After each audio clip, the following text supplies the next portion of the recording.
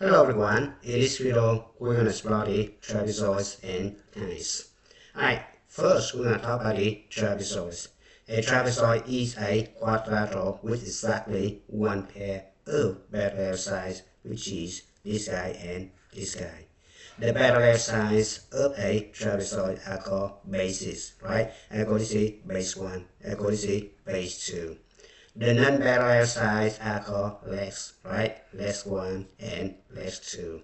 The two angles that share a base of a trapezoid are called base angles, right? So this one is called base angle, this one is called base angle. This one also called base angle, and this one is the base angle, right? A trapezoid has two pairs of base angles, right? So total 4 angles, right? Now, an isosceles trapezoid is a trapezoid with legs that are congruent, right? So in this situation, we have BA congruent to CD. Now, a midsegment of a trapezoid, right? If M is the midpoint of RT, N is the midpoint of AP, then we have MN parallel to RA. And MN is half of RA plus TB, right? Now, theorem number 1. If a quadrilateral is an isosceles trapezoid, then each pair of base angles is congruent, right? So, we have angle R right here, congruent to angle A.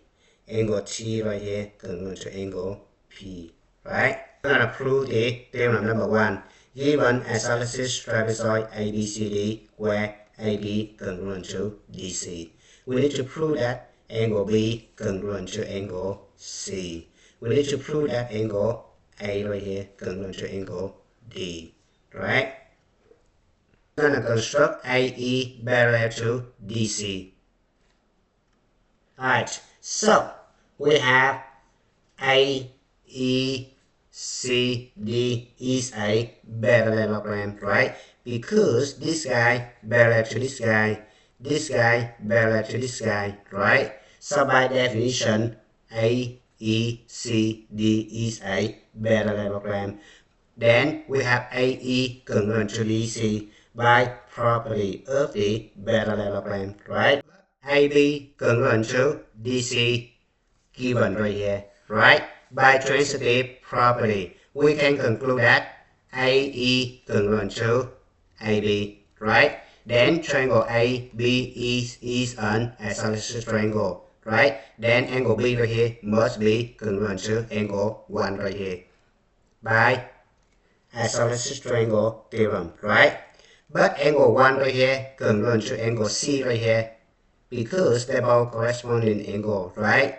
So then we conclude that angle B right here congruent to angle C by transitive property. Since angle B and angle A right here are same side interior angle, right? Then they are supplementary, right? Now angle C right here and angle D right here are same side interior angle, right? So they are supplementary, right? Now since angle B congruent to angle C, then angle A right here must be congruent to angle D right here. Angles supplementary to the congruent angles, right? If a quadrilateral is an isosceles trapezoid, then its diagonals are congruent, right? So we need to prove that BD congruent to AC given ABCD is an isosceles trapezoid, right? Now we're gonna separate triangle BAD and triangle CDA. Now we have AB congruent to CD given right here, right? We have AD congruent to AD, reflexive property, right? And we have angle A right here congruent to angle D right here, property of an isosceles trapezoid, right? So triangle BAD congruent to triangle CDA by sine angle sine, right? Then we have BD right here congruent to CA right here by CP, CTC, right? Now we're going to move on to trapezoid midsegment theorem.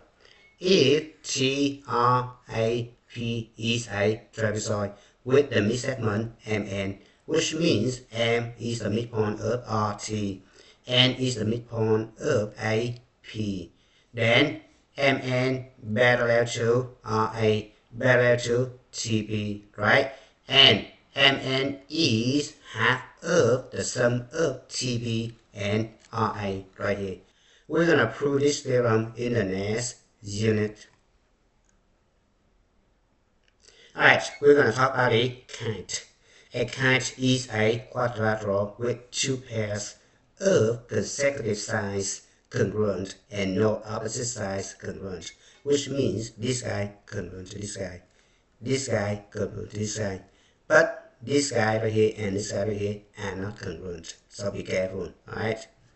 Now theorem number 4.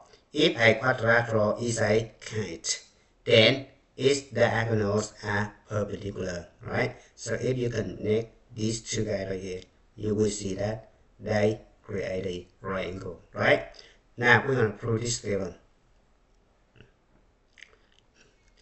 Given a kite ABCD with AD congruent to AD, right here, BC congruent to DC, right here, we need to prove that AC perpendicular to BD, which is this guy right here, right? Now we have AB congruent to AD, right? Given. Then point A is equidistant from B and D, right? Now, so then A is on the perpendicular bisector of BD, right? Similarly, you have CB congruent to CD, right? Then C is equidistant from B and D, right? Then C should be on the perpendicular bisector of BD, right? Then we have AC is a perpendicular bisector of BD, right? And AC perpendicular to BD, right?